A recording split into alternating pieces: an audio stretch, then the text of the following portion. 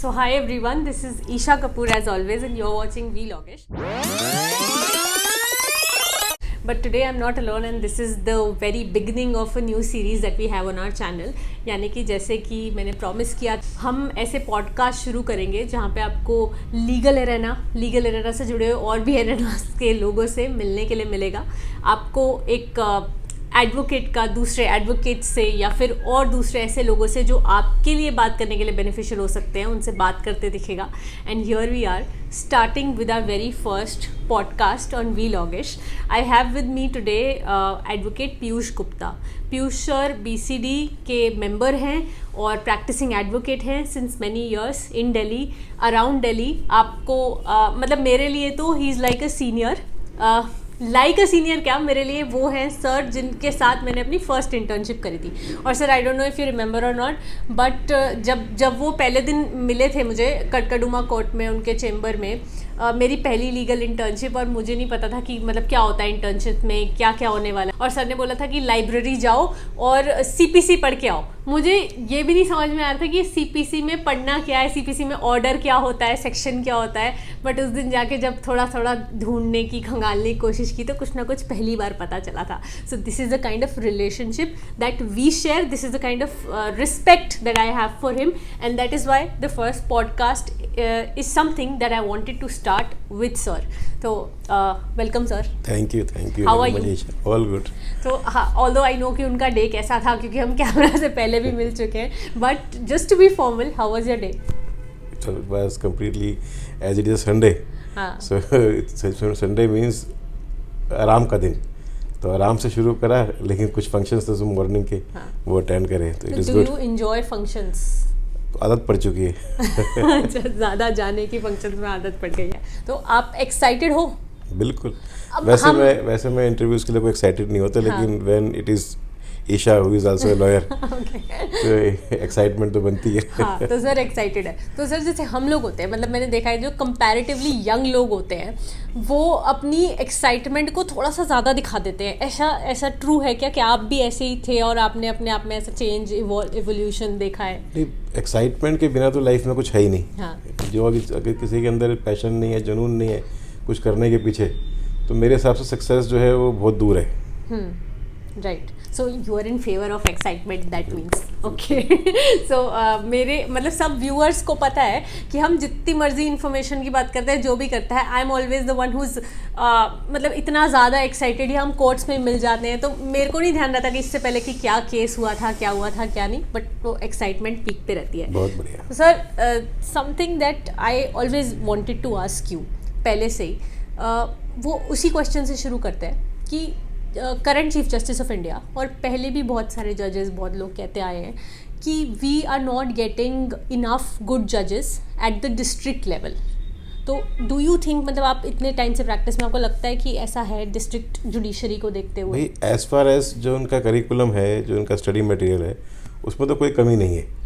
लेकिन मुझे ऐसा लगता है कि जो पिछले दिनों इन्होंने अमेंडमेंट लाए और जो प्रैक्टिस कंपल्सरी थी, मैंडेटरी थी, that has been waived off, वो कहीं ना कहीं रीज़न है कि जो न्यू जजेस आ रहे हैं वो अवेयर ही नहीं है कोर्ट प्रोसीडिंग से किस तरीके से एक लॉयर अपने काम को हैंडल करता है.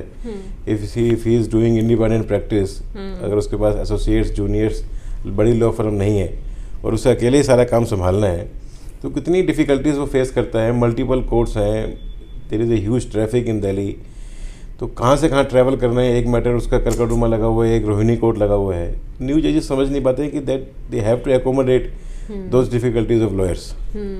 वो परेशानी है.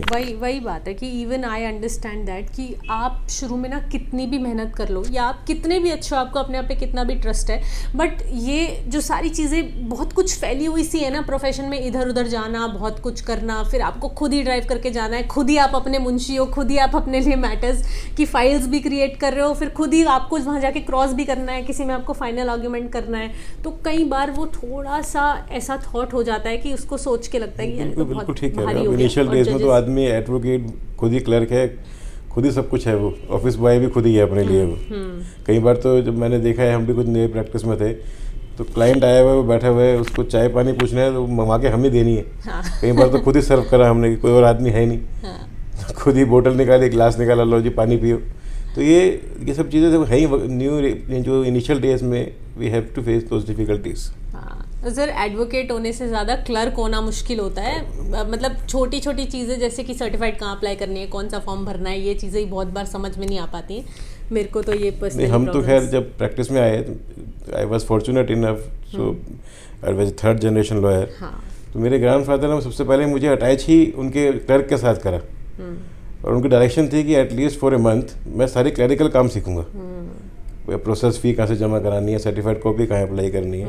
तो पहले मुझे वो सारे के सारे जो मेन जगह थी जहाँ पर आपको काम लेना है लोगों से, वहाँ भेजा गया। सर मुझे विनोद जी ने बहुत सिखाया था। मैंने उनसे बहुत पूछा था कि कैसे करना है, कैसे कैसे होता है, तो उन्होंने मतलब दिस इज समथिंग कि मेरे को हमेशा याद रहता है कि उन्होंने बहुत हेल्प करी थी हाँ सिखाने में, चाहे वो फर्स्ट ईयर में या कभी भी दोबारा भी मिलते रहे, तो he was all accommodating, helpful. और सर अभी आपने जैसे बोला कि मैं 3rd जनरेशन लॉयर हूँ, एक चीज़ है हम लोग ना बहुत प्राइड लेके बोलते हैं जब कोई सक्सेसफुल हो जाता है कि मैं 1st जनरेशन लॉयर हूँ एंड आई एम सक्सेसफुल, मैंने अच्छा कर लिया है। और कहीं ना हम उसमें अननोइंगली, अनइंटेंशनली उन लोगों के लिए ऐसे कमेंट कर देते हैं जिनको फील्ड में कोई बेनिफिट था पहले से, जैसे जो 2nd जनरेशन 3rd जनरेशन है। अब जैसे कई बार बॉलीवुड में भी बात होती है और फील्ड में बात होती है कि वहाँ पर ये भी हो सकता है कि उस इंसान की कोई गलती तो नहीं है ना, कि वो एक मतलब पहले से उसके पास एक ऐसी सिचुएशन थी, सेटअप क्रिएटेड था। तो आपने ऐसे कभी कुछ इंस्टेंसेस हुए कि बिल्कुल फेस किया? मैंने बहुत बार फेस करा। बहुत से लोगों को लगा कि तो he is born with golden spoon और डायमंड स्पून, और सारी सुविधाएं हैं इनके पास, he is having a law office, he is having clientage as well, everything is there. But जो मैंने एक चीज़ देखी वकालत के अंदर, चाहे लीगेसी आपकी कितनी भी बड़ी हो, चाहे कितने आपके फोर फादर्स ने नाम कमाया हो, अनलेस एंड अनटिल आप इस प्रोफेशन में अपनी हार्डवर्क, अपनी होनेस्टी नहीं रखेंगे, और जब तक आप क्लाइंट के लिए काम नहीं करेंगे ढंग से और उसको रिलीफ नहीं दिलाएंगे, उसके लिए मेहनत नहीं करेंगे, जब तक कोई सक्सेसफुल लॉयर नहीं बन सकता। सारी लीगेसी धीरे की धीरे रह जाती है, वहीं रखी रह जाती है, अगर आप खुद मेहनत नहीं करते। मतलब एटलीस्ट अगर सिर्फ देखने में ऐसा लगता है कि इनके पास तो बहुत सारे क्लाइंट्स हैं या फिर पूरा सेटअप है, तो भी एक इंटरनली एक ग्रुप होता है वहाँ, सबको कहीं ना कहीं कोर्ट्स में रहते हो एडवोकेट्स की बहुत छोटी सी दुनिया है, सबको पता होता है कि सिर्फ एक जो बेनिफिट जो मैंने देखा कि अगर आप 2nd जनरेशन हो या 3rd जनरेशन हो, जो उससे एक बेनिफिट जो मैंने देखा वो ये है कि क्लाइंट की जो एक्सेसिबिलिटी है आपके पास वो प्रायोरिटी पे है। लेकिन अगर उसी क्लाइंट को अनसेटिस्फाइड करके भेज दिया आपने, तो हमारे प्रोफेशन में एडवर्टाइजमेंट तो वैसे भी बैन है, सोलिसिटेशन इज कम्प्लीटली बैंड। तो हमारे पास एडवर्टाइजमेंट क्या है, एक क्लाइंट सेटिस्फाई होकर जाता है, वो 4 को लेके आता है। वो कहते हैं नहीं, उन वकील साहब के पास जाओ, उसके पास मैंने केस कराया, उनसे काम कराया, and I have seen him working like animal, और मेरे लिए वो कहाँ किस हद तक मेहनत करी उन्होंने, ये मैंने देखा है। तो वो उसकी वो जो रेफरेंस है वही हमारा एडवर्टाइजमेंट है, वही हमारा एड है। तो इसलिए लीगेसी जो है वो खाली आपको काम दिला सकती है, करना आपको है, करके दिखाना आपको है। कई बार ये भी तो लगता है कि हमारे ऊपर कितना स्ट्रेस है कि अपने आप को प्रूव करके दिखाना है कि हमारे ग्रैंडफादर ने क्या नाम कमाया, फादर ने क्या कमाया, अगर वो उससे कम हमने करा तो हमने क्या करा। तो हमें उनको क्रॉस करना है, उनको कॉम्पीट करना है हमारे को। हमारे सामने डायरेक्ट कॉम्पिटिशन ही अपने फादर के साथ है। No matter what I do, आप तो आगे बोलोगे कि क्योंकि आपके पापा का था तो इसलिए ऐसा आपको मिला हुआ है सब कुछ। इसलिए बहुत हैवी कंपटीशन झेलना पड़ता है बल्कि। यस तो I am saved by all of that fortunately. Next, क्योंकि सर ने अपने आप ये बात छेड़ दी थी कि एक रिक्वायरमेंट थी पहले प्रैक्टिस की डिस्ट्रिक्ट जुडिशरी में आने की, जॉब नहीं है, तो आपको लगता है कि ये एक कंट्रीब्यूटिंग फैक्टर है जो कि क्वालिटी डिग्रेड हो रही है? बिल्कुल रीज़न है। पहले कुछ मैंडेटरी रिक्वायरमेंट्स थी। One of the requirement was that you have to maintain a diary with a senior, and you have to submit that diary after completing 1 year of training with a senior advocate. वो जो procedure था वो बड़ा सही मायने में एक advocate को कोर्ट क्राफ्ट क्या है, कोर्ट में पेश कैसे होना है, उसकी प्रेजेंटेशन क्या है, वो सारी वो सीखता था। एंड देयर आफ्टर अगर वो जुडिशरी का एग्जाम देता था तो he knows the main difficulties faced by a young lawyer. जो आज के टाइम पे न्यू जजेस आ रहे हैं वो स्टेट लेवल यूनिवर्सिटी से सीधा कोर्ट रूम में बैठ रहे हैं, and that too as a my lord, that too as a your honour. उन्होंने देखा ही नहीं कि एडवोकेट कहाँ से अपने घर से निकल के फाइल उठा के कैसे कोर्ट जा रहा है।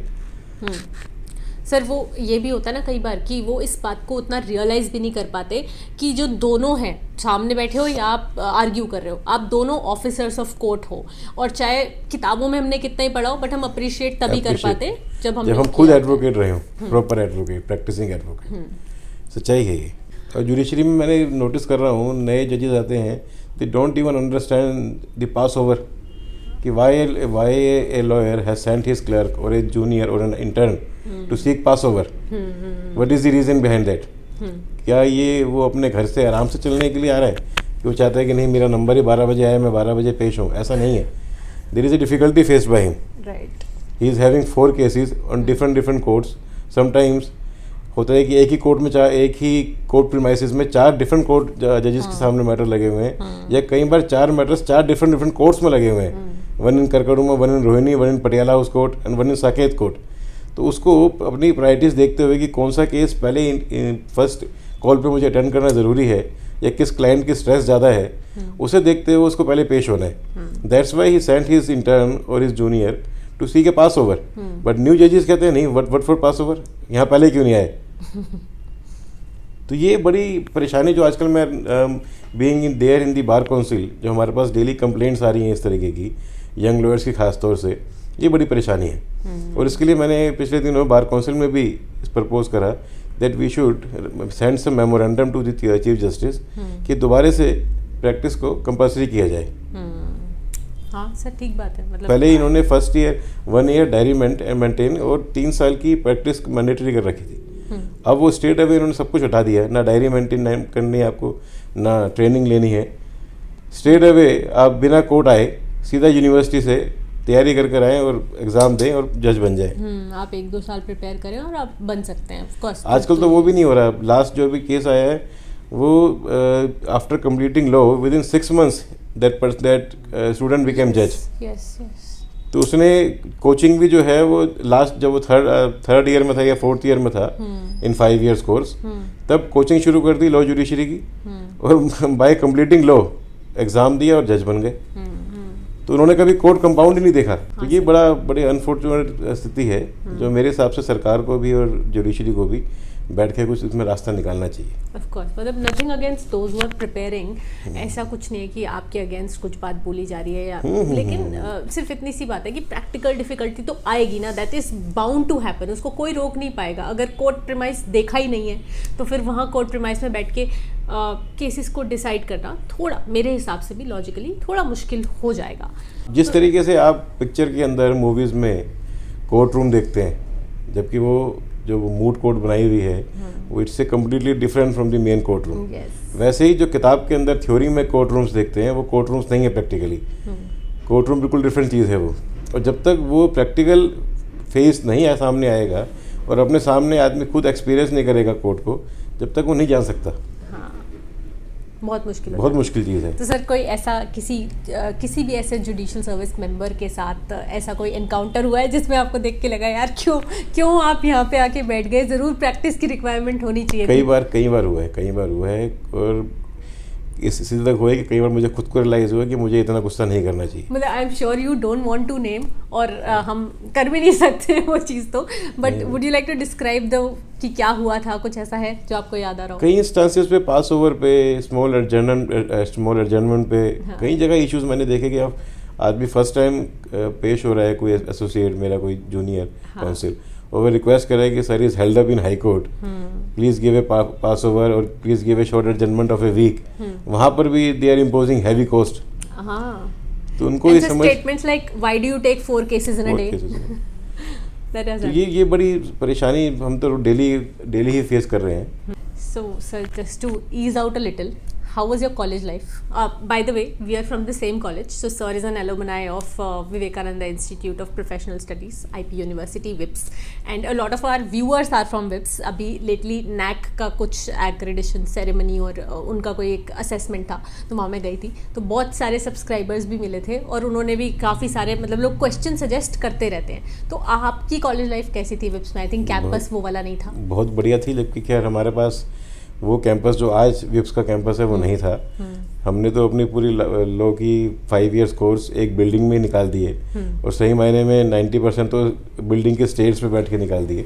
हाँ, लेकिन अब तो जो कैंपस बनाया है वो तो it's a very huge campus, right. और बिल्डिंग भी क्या, इंफ्रास्ट्रक्चर भी क्या, that has been completely developed far far from that period. हाँ, so it's all because of the chairman honourable doctor Vats. उन्होंने बहुत काम करा इस कॉलेज को यहाँ तक पहुँचाने में. राइट सर, दो चॉइसेस हैं आपके पास. आपके या तो फेवरेट टीचर बता दो आप, या तो फिर लीस्ट फेवरेट टीचर बता दो जिनको आपसे क्लास नहीं बर्दाश्त हो पाती थी आपसे. हमारे फेवरेट तो उस टाइम हमारे लॉ के डीन थे कॉलेज के, मिस्टर पवन मिश्रा जी. अच्छा. Currently he is professor in central university Bihar. तो उस समय तो हम तो उन्हीं के फ़ैन थे शुरू से. ओके. और किसी को मैं लिस्ट फेवरेट तो कहूँगा नहीं, सारे ही अच्छे सर थे. आप सारी क्लासेस अटेंड करते थे? मैं सबसे कम अटेंड करने वाला बच्चा था क्लास में. ओके. तो मेरी फेवरेट वाले की attendance- तो करते थे आप सारी? हाँ, फेवरेट वाले की तो करता था. किसकी नहीं करी आपने आज तक? थोड़ा सा मुझे टीचर की जगह को मैं कहूँगा कि सब्जेक्ट्स की परेशानी लगी, जो मेरा इंटरेस्ट नहीं बनता था. हाँ. जैसे कंपनी लॉ, इंटरनेशनल लॉ हाँ. और हिस्ट्री, हम्म. ये कुछ सब्जेक्ट्स थे, specially that constitutional law. Sir पता है इंटरनेशनल लॉ में मतलब मेरा भी बिल्कुल इंटरेस्ट नहीं बना करता था, but we use to have this faculty. एक तो आदित्य विक्रम शर्मा सर, वो बिल्कुल नए थे कॉलेज में उस टाइम पे, तभी तभी आए थे, but what an amazing faculty. उन्होंने इतने अच्छे से इंटरनेशनल ट्रेड लॉ, WTO सब कुछ में इंटरेस्ट किया. और एक और सर थे Apurva Bhardwaj, he is currently a जज in Delhi, he is being posted as जज. तो वो भी उतने ज़्यादा अच्छे से इंटरनेशनल लॉ के कॉन्सेप्ट्स उन्होंने समझाए कि वाओ, कि मतलब कॉलेज से निकलते ही जो the first job that I had that was related to the international field. So we were doing arbitrations related to New York and other things. तो मतलब उतना ज़्यादा इंटरेस्ट उसमें बैठ गया था इंडियन लॉज में इंटरेस्ट होने के बाद भी. तो फैकल्टी मेरे हिसाब से जो भी मुझसे पूछता है कॉलेज के बारे में भी, तो मुझे तो लगता है, मैं इम्प्रूवमेंट तो क्या बताऊँ पहले से, बट बहुत अच्छे, हमें तो बहुत अच्छे टीचर्स मिले. और आप भी बता रहे हो कि आपको बहुत अच्छे टीचर्स मिले. बिल्कुल ठीक कह रहे हैं आप. कई बार ऐसे कुछ टीचर्स मिल जाते हैं जो आपकी लाइफ चेंज कर देते हैं. मैं आपसे आज इस चैनल के थ्रू एक शेयर करना चाहूँगा इसी बात पे, टीचर का कितना इंपॉर्टेंट रोल होता है. Initially I was very weak in studies till 10th. मेरे लिए ये हालत थी कि मैं पास किस तरीके से घिसड़ के 33% का जो बैरियर है वो क्रॉस करके पास हो जाऊँ. अच्छा. और मेरे साथ ऐसा एक लाइफ चेंजिंग मूवमेंट आया कि मेरे प्री बोर्ड के अंदर I got 27% marks. All subjects failed. Oh God. The school specifically told me that you have to repeat 10th. तो मैं घर पहुंचा बड़ा मायूस, बिल्कुल रोते हुए, और पूरे रास्ते तैयार करते हुए भूमिका कि मुझे घर वालों को सेट करना है आज कि जी, मेरे दादाजी को मैं बोलता था बाबा जी. मैं कहा बाबा जी, अब आपने वकालत करी, बड़ा अच्छा नाम कमाया, पापा ने कमाया, लेकिन मुझे ऐसा लगता है कि मैं वकालत तक नहीं पहुंच पाऊंगा, और मेरी तो आप कहीं कोई शोरूम वोरूम खुलवा दो, कोई इसका परचून का, like general store, Reliance mega store type. और मैं उसके लिए पूरी तैयारी करता हुआ है रास्ते में. मैं घर पहुंचा तो हमारे इसी घर के अंदर first bedroom was of my बाबा जी. मैंने एंट्री करके देखा कि उनको बेड पे लेटे हुए हैं और उनके पैर में फ्रैक्चर है, पूरा प्लास्टर बंधा हुआ है उसमें. तो मैंने उनसे पूछा, मैंने कहा जी सुबह तो मैं कहता यू आर कम्प्लीटली वेल, ये क्या हुआ एकदम से आपको? तो उन्होंने मुझे बताया कि बेटा जैसे तू स्कूल गया, मैं मॉर्निंग वॉक के लिए निकला, मेरा पैर फिसला और फ्रैक्चर हो गया. तो वो मुझसे बोले कि चल मेरे साथ तो जो हुआ वो हुआ, मुझे ये बताया कि तू मायूस क्यों है, था रोता हुआ क्यों आए? मैंने कहा जी ऐसे 27% मार्क्स आए हैं, ऑल सब्जेक्ट्स फेल्ड हूँ, और अब स्कूल वालों ने कह दिया आपको 10th का बोर्ड का रोल नंबर देंगे नहीं, you have to repeat 10th. तो वो मुझे बोले, उनकी बातें मुझे आज तक याद हैं कि मैं सुबह से ये बात सोच रहा हूँ, प्रभु से पूछ रहा हूँ कि मैंने ऐसा कौन सा कर्म करा कि इस उम्र में आके मुझे ये 3 महीने का बेड रेस्ट देखना पड़ रहा है.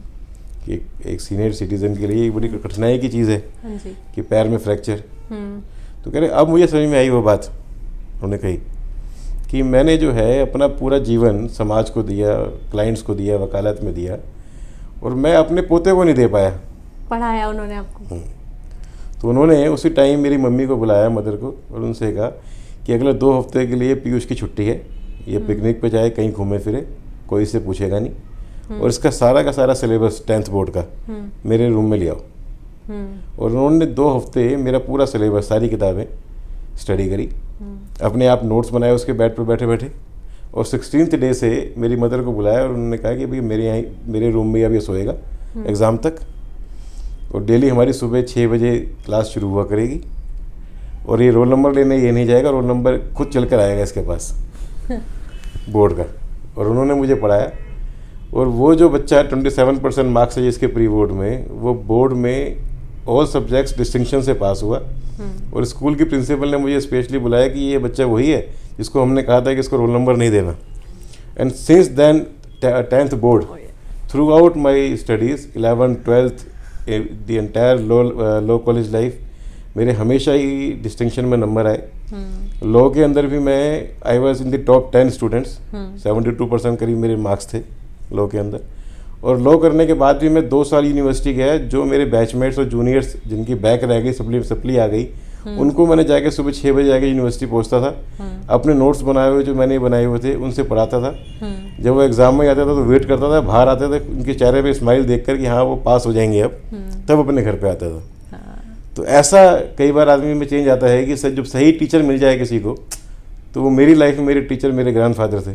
तो उन्होंने मतलब इम्बाइब कर दिया एक तरह से आपके अंदर कि पढ़ाई को लेके कोई डर नहीं होना चाहिए। उसके बाद से मेरा सारा कभी डर लगा ही नहीं, कितनी भी स्टडी करनी हो। उसके बाद मेरा लाइफ का मोटो बन गया कि nothing is impossible, even impossible says I am possible. Of course sir, very nice to hear this, क्योंकि मुझे वैसे तो पहले कभी ऐसी बात पता चली नहीं थी, और इसीलिए भी नहीं चली थी क्योंकि जैसे हम हमेशा बात करते हैं कि स्पेशली लॉ फील्ड में, मैं पहले भी सर को आके बोल रही थी कि जो एक सीनियर जूनियर का रिलेशनशिप होता है वो, और बहुत सारे एडवोकेट्स का आपस में भी, वो बहुत ब्लैक एंड वाइट सा है, काफ़ी फॉर्मल है, और कुछ पॉइंट तक तो मुझे लगता है कि प्रोफेशनल जो आपकी लाइफ होती है, प्रोफेशनल रिलेशनशिप होती है, वो फॉर्मल रहनी भी चाहिए। बट जो व्यूअर्स होते हैं, जो लोग और ज़्यादा, जो बच्चे होते हैं जो अभी प्रोफेशन में आना चाहते हैं, या जब मैं भी छोटी थी, मुझे बिल्कुल ना 12th स्टैंडर्ड में भी समझ नहीं आ रहा था कि लीगल प्रोफेशन को एंटर कैसे करूँ। पहले मुझे I was a science student, तो मेरे को ये भी नहीं पता था कि मैं पढ़ूँ कैसे, मैं कौन से वाले ह्यूमैनिटीज़ के सब्जेक्ट्स पढ़ूँ, पता नहीं क्लैट एग्जाम में आता क्या है क्या नहीं आता, और कौन कौन से एग्जाम्स दूँ। तो ऐसे ये भी व्यूअर्स हैं जिनको बहुत बार समझ में नहीं आता है कि क्या हम ऐसी लाइफ को एंटर करने जा रहे हैं जहाँ पे मतलब मुझे एक एक कदम रखते हुए डर लगेगा, मुझे किसी से कुछ पूछते हुए डर लगेगा। तो बस मतलब ये एक तरह से वही मोटिव है कि हम उन्हें ऐसा दिखाना चाह रहे हैं कि ऐसा कुछ भी नहीं होता। ऐसा कुछ नहीं है। हाँ। ऐसा बिल्कुल नहीं है। और मैं आप सबसे यही कहना चाहूँगा, जो भी इस प्रोफेशन में एंटर करने वाले हैं या फिर अभी नए नए आए हैं, कि इस प्रोफेशन का खाली एक ही मूल मंत्र है जो मेरे ग्रैंडफादर ने मुझे दिया था।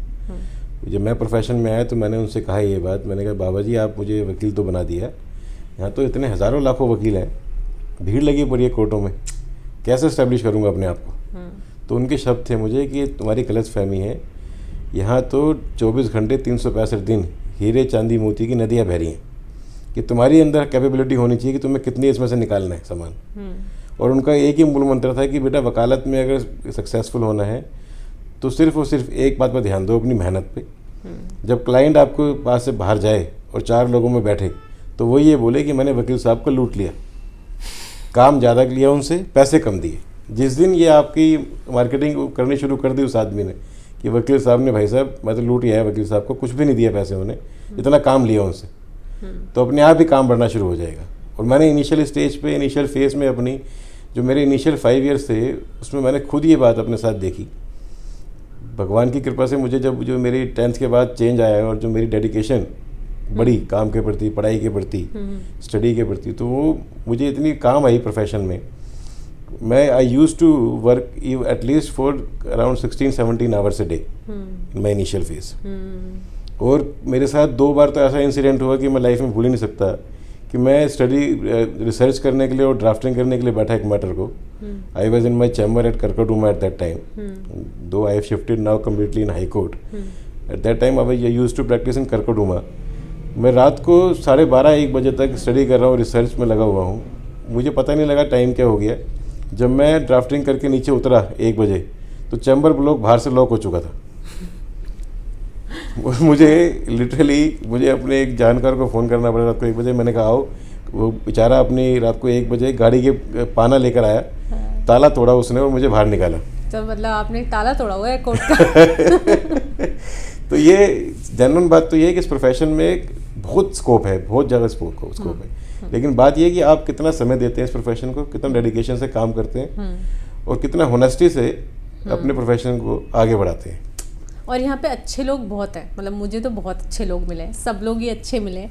ऐसे लोग भी मिले हैं जो थोड़े से ऑब्स्टेकल्स डिफिकल्टीज क्रिएट करते हैं, बट वो तो फिर इसलिए होता है ना कि पहचानने के लिए कि ये वाले अच्छे हैं, ये वाले नहीं है। Exceptions are everywhere. हाँ, बस कंपैरेटिव स्टडी करने के लिए। सर, अब पीसीडी रिलेटेड, आप पीसीडी में आए हो, थोड़ा टाइम हो गया, तो पीसीडी के ऊपर अभी ना बहुत ज़्यादा प्रेशर हो गया है सारी बार काउंसिल्स के ऊपर। सुप्रीम कोर्ट ने भी कह दिया है कि अगर आपने 1 ईयर के अंदर कोई कंप्लेंट डिसाइड नहीं हुई so it will automatically get transferred. और ये भी बार बार बात हो रही है कि बहुत ज़्यादा पेंडेंसी हो गई है जितनी भी आप लोगों के पास कंप्लेंट्स आती हैं, तो इस चीज़ से भी रिलेटेड कुछ प्रेशर बहुत ज़्यादा बन रहा है क्या? नहीं, प्रेशर तो देखो इस बात का ही इतना प्रेशर रहता नहीं, लेकिन पिछले दिनों अगर आपके ध्यान हो 2017 में there was an order passed by supreme court regarding verification of law degrees and other marksheets and other degrees of every lawyer to check on whether they are authentic, valid और फोर्स्ड। उस process में around 3 years waste हो गए, election नहीं हो पाए जो। तो जब वो 3 साल इलेक्शन नहीं हो पाया, हमारे यहाँ as per advocates act the tenure of a bar council is 5 years, which can be extended for next 6 months, and after that by default the bar council is taken over by the additional solicitor general of India. He is the ex officio chairman of the bar council. So just after 6 months, it was taken over by the ASG. Yes, I remember that. Yes. And ASG has not taken any complaint throughout his tenure. And that tenure goes for around 2.5 years or 3 years out. So for those 3 years, जो complaints accumulate हो गई without being heard, that was the main backlog. हम तो जैसे ही आए हमने उसके बाद टेकअप करनी शुरू करी, but it was around 1000 or 1200 complaints. तो वो हमने हर आफ्टर एवरी 2 weeks हम उसकी डेट लगा रहे थे, और आज मेरे ख्याल से वो बैकलॉग मुश्किल से 200 करीब रह गया है। हाँ, तो मतलब सब्सटेंशियली हमने डिसाइड कर दिए हैं complaints. Even in Covid era all over India अगर हम देखें तो it was only in Delhi which the bar council disbursed more than 20 crores for the welfare of lawyers. Yes, people have received the amount. People have received the amount, may it be ration kits, may it be financial contribution to their respective bank accounts, may it be this Ramdev Patanjali card for purchasing grocery items. Yes. Around 10,000 odd advocates avail the facility of Patanjali grocery card. तो हम देख सकते हैं कि कितना Delhi bar council ने effectively काम करा है। हाँ, तो बिल्कुल, मतलब अगर पावर्स होती हैं तो सबकी रिस्पॉन्सिबिलिटी भी होती हैं जो आपको लीडरशिप पोजीशन पे दिखते हैं, और वो सारे काम तो मैंने भी यार होते हुए देखे हैं, आप लोगों ने भी देखे होंगे। और सर तो he has been a part of that entire small group that we have, तो बहुत सारा काम हुआ है वहाँ से। और ये जो मुझे लगता है जो डिले था या ये जो बैकलॉग उतना ज़्यादा हो गया है, it was more of natural. जैसे कोविड टाइम पे हमने देखा डिस्ट्रिक्ट कोर्ट्स फंक्शन नहीं कर पाए, सारे कोर्ट्स नहीं कर पाए, तो वो इकट्ठा तो होते ही जाना था। या कई बार होता है कि कोई कोर्ट में वैकेंसी अराइज हो जाती है, वो फिल ही नहीं हो पा रही है, तो वो बैकलॉग नेचुरली आ जाता है, बट विद हाई होप्स कि वो जल्दी से ख़त्म होगा। जैसे सर ने बताया कि बहुत तो हो भी गया है, बाकी का भी हो जाएगा। सर, एक और हमारी लाइफ का एस्पेक्ट होता है जब हम लिटिगेशन में एंटर करते हैं, और वो होता है कोर्ट स्टाफ के साथ हमारा रिलेशनशिप। कोर्ट में रीडर, स्टेनो, नायब कोर्ट, ऐसे अलग अलग जगह हमें भागते रहना पड़ता है। सर्टिफाइड कॉपी वाला वो काउंटर, वो खिड़की जहाँ पर हम लाइन लगा के खड़े रहते हैं, उनके साथ भी ना हमारी बहुत बार एक कभी तो बड़ी अच्छी सी रिलेशनशिप होती है, स्वीट एंड सार, कभी कभी तो टसल भी हो जाता है कि अरे आप लोग काम नहीं करते हो। कभी हमें वहाँ पे भी करप्शन के इंस्टेंसेस देखने को मिलते हैं, to be very frank. Although Delhi में ये चीज़ें बहुत बहुत कम है, मैंने यूपी में थोड़ा ज़्यादा देखा जब मैंने वहाँ ऑब्जर्व किया। तो आपकी कैसी उनके साथ बॉन्डिंग रही है? जैसे कि आपने अभी खुद ही कहा कि दिल्ली में ये कम है, आपने यूपी बिहार में ज़्यादा देखा। दिल्ली में फिर भी 95% एक प्रोसीजर फॉलो हो रहा है। कि हाँ भी जो एक टाइम लिमिटेशंस हैं कि आपने सर्टिफाइड अप्लाई करी है, अर्जेंट में करी है तो within a week, within 3-4 days आपको मिलनी चाहिए, नॉर्मल में करी है तो विद इन 10 days मिलनी चाहिए। वो चीज़ें मैक्सिमम फॉलो होती हैं, सब्जेक्ट टू नेचुरल कंडीशंस जहाँ स्टाफ नहीं है। जैसे पिछले दिनों कुछ इंसिडेंट्स आए करकटुमा कोर्ट के लिए खास तौर से कि वहाँ स्टाफ ही नहीं है, तो सर्टिफाइड कॉपीज 2-2 महीने तक लोगों को नहीं मिल पाई। सर बहुत प्रॉब्लम, 2-2, 3-3 महीने। अदरवाइज मैंने इतने साल की प्रैक्टिस में ये देखा कि एक्सेप्शंस, ऐसे मैंने पहले कहा एक्सेप्शंस आर एवरीवेयर, आपको 50 कोर्ट रूम में से किसी एक का कोर्ट स्टाफ गड़बड़ मिल जाएगा, जिसके अंदर पेशेंस नहीं है, इसमें बात करने की तहजीब नहीं है, जिसको तहजीब बार को सिखानी पड़ती है कई बार। लेकिन 95% 98% सारे स्टाफ एकोमोडेटिंग है। आप अपना व्यवहार ठीक रखें, उनसे तरीके से बोलें, तरीके से बात करें, तो चीज़ें अपने आप आती हैं। और उनके बिना चल भी नहीं पाते, मतलब दे आर दोज पीपल जो इवन अदरवाइज उनके ऊपर भी तो बड़ा प्रेशर है काम का। हर एक एवरेज कोर्ट में 1500 से 2000 फाइलें हैं जो एक एलमत को मैनेज करनी है, एक रीडर को मैनेज करनी है, तो उनके ऊपर भी बड़ा स्ट्रेस है। तो थोड़ा हमें उनकी बड़ी स्ट्रेस समझना चाहिए, उनकी परेशानी समझनी चाहिए और अपनी बात रखनी चाहिए, तो हमेशा काम निकलते ही हैं। और कुछ एक दो की वजह से ना हमें ऐसी ओपिनियन नहीं बना लेनी चाहिए कि यार ये लोग तो काम करते ही नहीं है, इन्होंने तो कुछ करके देना ही नहीं।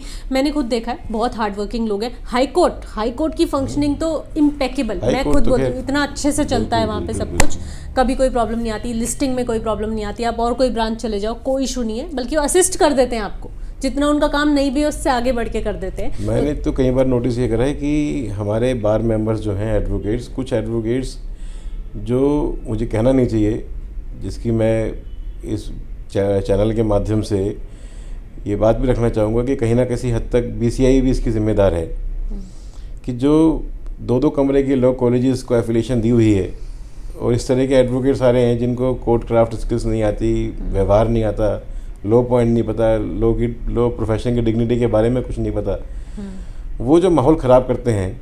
अभी पिछले दिनों एक इंसिडेंट आया कि एक कोपिंग एजेंसी के सुपरिटेंडेंट पे हाथ उठा दिया एक एडवोकेट ने, and only for the reason कि उसको कॉपी नहीं मिली टाइम पर। उसका क्या जो रेमेडी थी वो मारपीट थी, वो वायलेंस था। Instead of complaining about that to the district जज और द हायर अथॉरिटी और the honourable chief justice Delhi high court, ये स्ट्रेट अवे उनके पास पहुंचे और उनके 2 थप्पड़ लगा दिए। सर ये तो मतलब वही बात है ना कि आप जैसे हम अपने आप को अगर देख लें, हम क्या कभी ऐसा जनरली भी कर सकते हैं? तो कई बार हम हमारे अपने लोग जो हैं वो हमारे प्रोफेशन की डिग्निटी को ख़राब करते हैं, लोअर डाउन करते हैं। हाँ। और मैं आप इस चैनल से रिक्वेस्ट करना चाहूँगा कि हमें अपने बार में ऐसा माहौल देना चाहिए, अपने लोगों को इस तरीके से समझाना चाहिए कि एक प्यार मोहब्बत का अच्छा स्वभाव बना के रखें। लोगों से काम लेने के तरीके बहुत सारे होते हैं। वायलेंस कभी भी कोई किसी काम का नतीजा, कोई रास्ता नहीं है, और वो आखिरी, मेरा मानना ये है कि वो आखिरी ऑप्शन भी नहीं है वायलेंस। हाँ बिल्कुल। और नोबल प्रोफेशन है, वैसे तो हम बहुत बोल देते हैं ना sir, it's a noble profession, you are social engineers, तो ये सिर्फ अपने आप पे प्राउड फील करने के लिए नहीं होते हैं वर्ड्स। हमें भी समझना होगा कि we are in a position जहाँ पे हम और लोगों के कंपैरिजन में थोड़ा ज़्यादा हमें रिस्पॉन्सिबल होना पड़ेगा, अपने कॉन्डक्ट को उस तरीके से रखना पड़ेगा। बिलो द बेल्ट रिमार्क्स, ऐसे एक्ट्स जो कि बिल्कुल भी एक सभ्य इंसान को तो शोभा नहीं देते, वो नहीं करने चाहिए, बिल्कुल रिफ्रेन करना चाहिए। आप लोग भी प्लीज़ ध्यान रखो, स्टूडेंट्स हो या कोई भी हो आप। बाकी सर जुडिशरी, हमने ये यहाँ पे करप्शन की बात करी। अब ये थोड़ा सी सीरियस सी बात है कि आपने लोअर जुडिशरी लेवल में या और कहीं कभी खुद करप्शन के सिनेरियो फेस किया या कहीं सुना कुछ? करप्शन तो हमारे देश को खा ही रहा है, इसमें तो कोई डाउट ही नहीं है। चाहे वो जुडिशरी हो, चाहे अदर अथॉरिटीज़ हो, गवर्नमेंट अथॉरिटीज़ और पुलिस डिपार्टमेंट हो, हर जगह ही करप्शन है। लेकिन कोई ऐसा सच मैं अगर कहना चाहूँ आपको, कई बार इंसिडेंट होते हैं, उसमें मेरा मानना यह है कि बहुत हद तक रोल एडवोकेट्स का भी है। अगर एडवोकेट्स अपने काम पे ध्यान दें, अपनी मेहनत पे ध्यान दें, तो इवन जुडिशरी वो जो एक बायस्ड एटीट्यूड ले लेते हैं सिस्टम, चाहे वो किसी भी कारण से लिया जाए, उसको आप ब्रेक कर सकते हैं। तो it's more of a two way thing. और मैंने तो फिर अगेन दिल्ली में मैंने देखा कि उतना ज़्यादा ये प्रेवलेंट नहीं है कि इस चीज़ के बिना आप यहाँ पे एडवोकेसी में टिक नहीं सकते, आपका काम नहीं चल सकता। जैसे कि लोग ऐसे टर्म्स यूज़ करते हैं बहुत कैजुअली कि आपको यहाँ तो एडवोकेसी में सिर्फ जुगाड़ से ही काम चलता है। भाई ऐसा तो कुछ भी नहीं होता। मतलब मैंने तो नहीं देखा। जो भी एक इन अ शॉर्ट स्टिंट, सर मुझे नहीं लगा, आप मुझे नहीं लगता कि शायद आप भी ये बात मानते हैं। उन्होंने भी हमें कभी ये बात मुझे नहीं सिखाई, कभी ऐसी बात नहीं करी हमसे। अपनी मेहनत पे ध्यान दें, सब्जेक्ट पे ध्यान दें, सब्जेक्ट पे कमांड बनाएं, तो सब कुछ सारे रास्ते ठीक हैं। हाँ, मतलब रिसर्च एक ऐसा पावर है ना हमारे हाथ में यहाँ पे कि हमेशा से सर मुझे ना हमेशा से फॉर्चुनेट फील होता था मुझे लगता था कि मुझे एक चीज़ से बिल्कुल डर नहीं लगता, ज़्यादा पढ़ने से, ज़्यादा रिसर्च करने से। ये तो मेरा स्ट्रॉन्ग फैक्टर है स्कूल से, तो अब इसमें तो मज़ा आ गया, इसमें मेरे को कोई डर नहीं है। और वो चीज़ जैसे सर ने बोला कि जब से उन्होंने अपने आप में वो चेंज फील किया, उनके ग्रैंडफादर की एडवाइस की वजह से और सिनेरियो की वजह से, उनको भी लगा कि उनमें एक अलग तरीके की पावर खुद से काम करने की, हार्डवर्क करने की आ गई। तो यहाँ पे एक्चुअली वो हमें एक चीज़ देखने को मिलती है कि hard work can beat talent here. जैसे भी आपने कहा ना रिसर्च की, मैं आज अपने जो यंग लॉयर्स हैं और जो न्यू एंट्रेंट्स हैं उनके लिए आज इसकी वीडियो के माध्यम से जो मेन बात कहना चाहूँगा, रिसर्च जो है वो एक वकील की मेन रीढ़ की हड्डी है। मेरे इनिशियल डेज पे जो मुझे समझ में आई वकालत, तो मेरे बड़ों ने समझाई, मेरे सीनियर्स ने, कि कोई भी अगर आपको मैटर तैयार करना है उससे पहले आप रिसर्च करो। जो फैक्ट्स आपके सामने उस पर रिसर्च करो, उसके लो पॉइंट पर रिसर्च करो, 5, 7, 10, 15 जजमेंट्स पढ़ो सुप्रीम कोर्ट की, हाई कोर्ट्स की। आपको देखने को मिलेगा कि क्या इंटेंशन है लेजिस्लेचर की भी और जुडिशरी की भी, व्हाइल इंटरप्रेटिंग एनी फैक्ट्स। उसके बाद अगर आप अपना केस ड्राफ्ट करते हैं तो बाय डिफ़ॉल्ट आपकी सक्सेस 99% तय है, क्योंकि प्रेसिडेंट आपके साथ है। राइट। और मैंने जो मेरे सक्सेस रेट इनिशियल 95%, 98% रहा, वो उसका रीज़न ये रहा कि मेरे 90% कोर्ट में आर्गूमेंट शुरू ही यहाँ से होते थे कि my lords, I am very fortunate, I got identical judgments on my facts. Why? Because that judgment was with me before drafting the case. तो मेरी फाइल में इनिशियल ड्राफ्ट जो प्लेंट अगर मैंने ड्राफ्ट करी है तो प्लेंट के साथ में ही 4 जजमेंट रखी होती थी कि मुझे अल्टीमेटली जब 2 साल बाद फाइनली आर्ग्यू करना है मैटर को, तो मुझे क्या रेफर करना है। तो रिसर्च अगर आपकी स्ट्रॉन्ग है, रिसर्च बढ़िया है, तो जीत आपके हाथ में है। और आई तो क्लियरली रिमेंबर सर की फाइल्स, क्योंकि मैंने जो पहली फाइलें पढ़ी हैं सर, वो वही पढ़ी थी, कटकड़ुमा के चेंबर वाली जो फाइल्स होती थी, वहीं से मैंने देखा था। And I am fortunate enough to have carried forward that practice, कि मैं तो जजमेंट की बहुत बड़ी फ़ैन हूँ। हमने तो एक सीरीज़ निकाल दी है कि हम सुप्रीम कोर्ट का कुछ प्रेसिडेंट मिस करेंगे ही नहीं करेंगे, बिल्कुल भी।